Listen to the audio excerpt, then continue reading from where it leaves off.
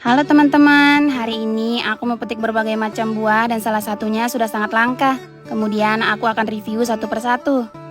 Pertama, aku memetik jambu kristal. Karena sekarang masih musim hujan, beberapa jenis buah rentan busuk, di antaranya jambu kristal. Kalau tidak dibungkus dengan baik, buahnya akan cepat busuk terkena air hujan. Banyak yang berjatuhan, tapi ada juga beberapa buah yang masih bagus dan siap untuk dipetik. Aku petik beberapa buah yang masih selamat. Semoga isinya nggak rusak ya.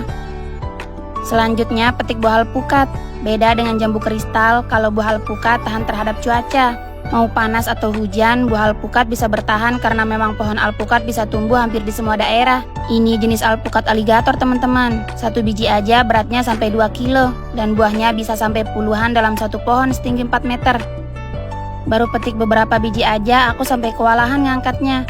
Teman-teman ada yang punya nggak di halaman rumah? Beralih ke buah liar, tim aku menyusuri tebing di perbukitan untuk mencari pohon kelak. Buah ini sudah termasuk langka dan umumnya hanya terdapat di wilayah berudara panas seperti NTB dan NTT. Sebagian juga ada yang menyebutnya buah loka atau rarak.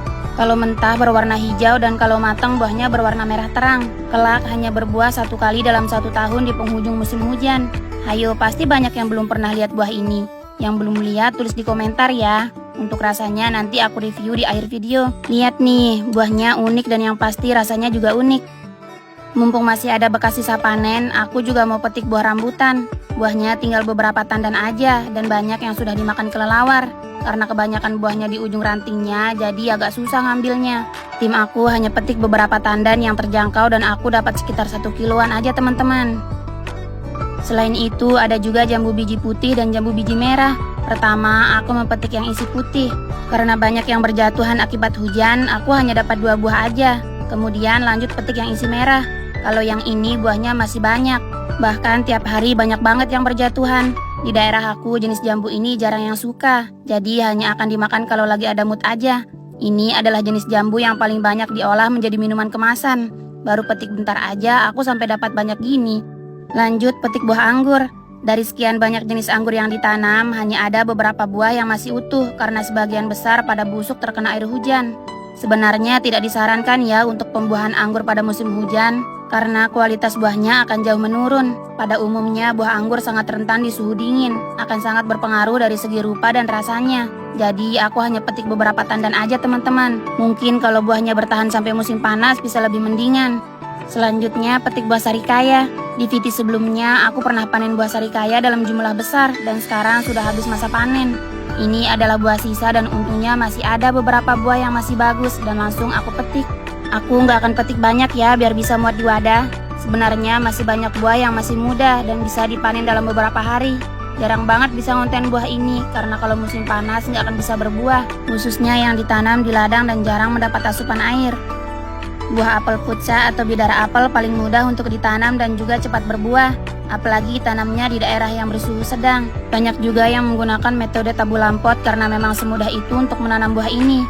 Kalau matang akan berwarna kuning dan rasanya manis seperti buah apel. Berbeda dengan bidara liar yang rasanya sepat dan aromanya aneh. Wah, banyak banget hasil petik-petik hari ini. Wadah aku sampai penuh. Yuk saatnya kita review satu persatu. Dimulai dari buah sarikaya. Rasanya manis dan aromanya wangi. Selain buah sarikaya, banyak juga yang menyebutnya buah nona. Teman-teman pasti banyak yang belum pernah nyobain. Enak loh. Lanjut makan buah anggur. Walaupun terkena hujan terus-menerus, rasanya masih worth it dan gak terlalu hambar. Aromanya juga wangi. Kalau yang ini rasanya kecut dan hambar, padahal sudah dibungkus rapat. Jadi yang merah lebih enak ya. Kalau jambu biji nggak terlalu berpengaruh terhadap cuaca, jadi kualitas buahnya tetap bagus, cuma ada beberapa yang mulai rusak di bagian dalam.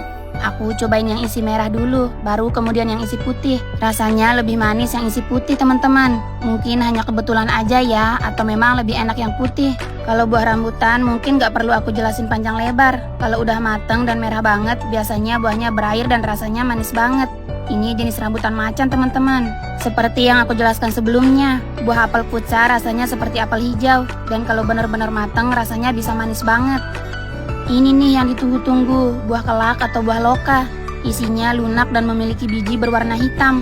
Biasanya aku pencet dulu sebelum dimakan. Rasanya manis dan teksturnya lembut. Kalau udah matang gini, dagingnya lumayan banyak sampai di bagian bawah kulit. Ini sangat langka karena hanya tumbuh di wilayah tertentu. Untuk jambu kristalnya aku makan langsung. Biasanya aku buat rujak, tapi lain kali aja ya. Kalau udah matang, kulit dan dagingnya lumayan empuk teman-teman. Alpukatnya belum matang ya, jadi harus menunggu beberapa hari dulu teman-teman.